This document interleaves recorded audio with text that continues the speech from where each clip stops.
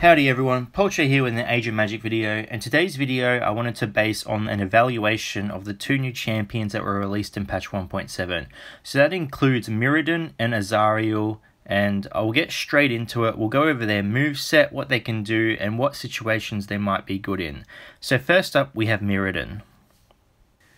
Muradin is a druid caster. He best resembles Infernus in the sense that his attacks are damage over time based. He has 4 abilities, 1 basic, 2 special, and 1 passive.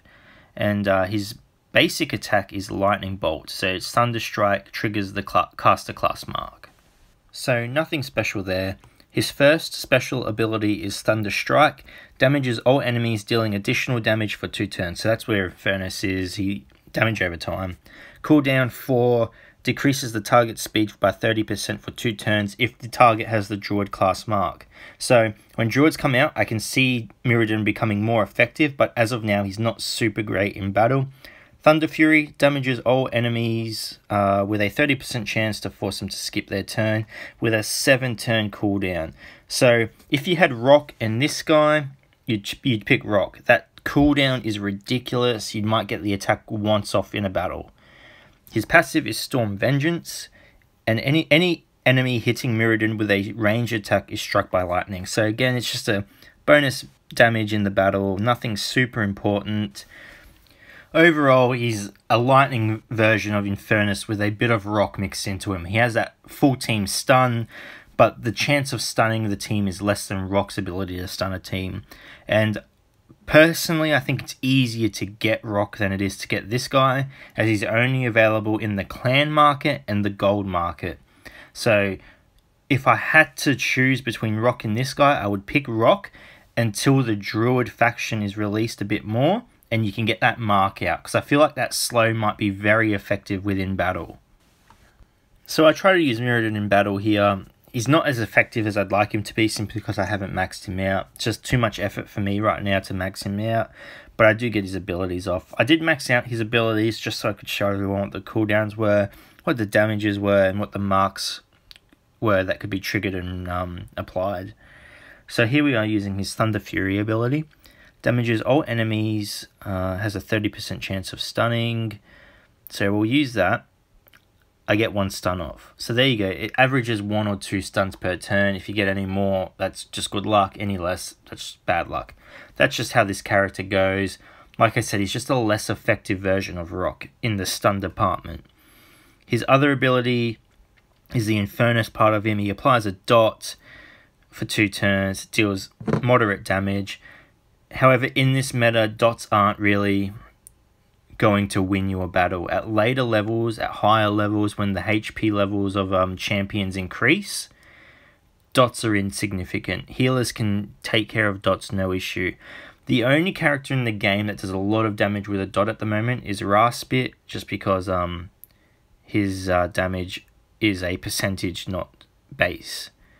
So next we have Azhari. Now Azhari is the real gem in this patch because she's a ridiculously good healer.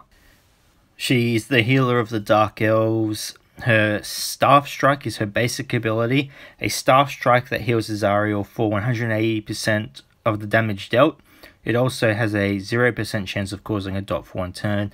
That's a mistype. It's not 0%. Triggers the healer class mark. So her basic attack is already ridiculous. Heals her for 180% of the damage she deals. Her first special ability is Red Shadow. Deals massive damage to a single enemy, curses them, and heals allies for 210% of damage dealt, as well as increases initiative by 100%, has a 70% chance of working. Attack a cursed enemy, heal the attacker for 60% of the damage dealt. The healing potential of the ability and the curse is increased by 10% for each dot afflicting the enemy. At max level, the ability is on a cooldown of 4, which is very decent. Her damage is 160,000. Again, pretty solid for a healer. Effect duration is 2, plus how many dots are on the target may increase from there. Very good move. Again, it's just constantly healing your team. Her next ability is Brotherhood of Blood. She loses 25% of her maximum HP. She heals all allies by 57.5%. 2 allies with the least amount of HP recover 370% of their HP for 2 turns each time Azhari deals damage. So again, she's just constantly healing her allies and herself. Ability cooldown 6, effectuation 2 again, number of blessed allies 2. So that's at max level again. I just got that to max so I could show everyone. Now her passive is where she really shines. Protection of Shadow. If an ally is dealt lethal damage, they don't die and their health doesn't decrease below 1 HP for 2 turns. The ability can't be triggered more than once per 6, doesn't affect Azhari. She restores 16% of her maximum HP for each time an enemy is healed. So again, just healing over and over. Now this is why she's a buffed up Silver Moon, because this ability doesn't need to be cast. It's her passive, so if a person takes lethal damage, they're not going to die, whereas Silver Moon has to cast the ability. So it can be pretty tricky timing that ability, but with Azhari, you don't need to worry about it. It takes care of itself, and that's why she's so good. Now, Azhari works best with a tank that has a taunt ability. The reason for this is because the tank will taunt, the enemy team will burn them down, Azhari will prevent them from dying, make them immune for 2 turns, and by the time that immunity wears off, that tank should be at full health, plus Azhari's passive will be on a 4-turn cooldown at that point, because 2 turns have passed. So get her in the team with a tank, preferably Arik and Guard. She would work very well with Arik and Guard, and they will just devastate. Now, Azhari does have 2 counters that I've found so far. The first being burning her down first of all. If you can burn her down, the passive will not save herself, and therefore you don't have to worry about the passive. Unless, of course, the enemy team has a healer on it that can res, and they res her, and then you're in all sorts of other trouble. The other counter to her is the Arik Blood Mage. He has an ability that can put a debuff on the enemy team that prevents them from healing. Every time they do heal, they get a dot. Since Azhari is healing herself so much, she's just going to dot the shit out of herself and she'll kill herself. Those are the only 2 counters I've found to her so far. Other than that, I think she's a top tier champion. I think everyone should really get her.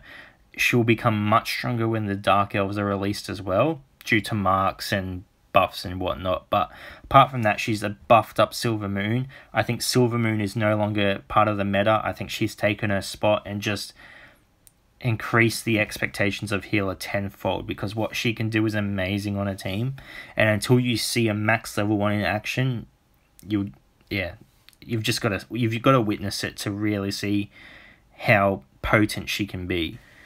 So that's just a quick analysis of the top 2 champions. Hopefully it's helped you guys in determining whether or not you want to get them or not. Personally, I wouldn't worry about Muradin as of yet. Azhari, definitely get her. I think she's a great healer and she will do wonders for any team. As usual though, guys, if you have any questions, please feel free to ask. I'm more than happy to answer any questions you guys have. If I don't know the answer, I'll find it out for you. And until next time, everyone, take care of yourselves. Thank you so much for watching.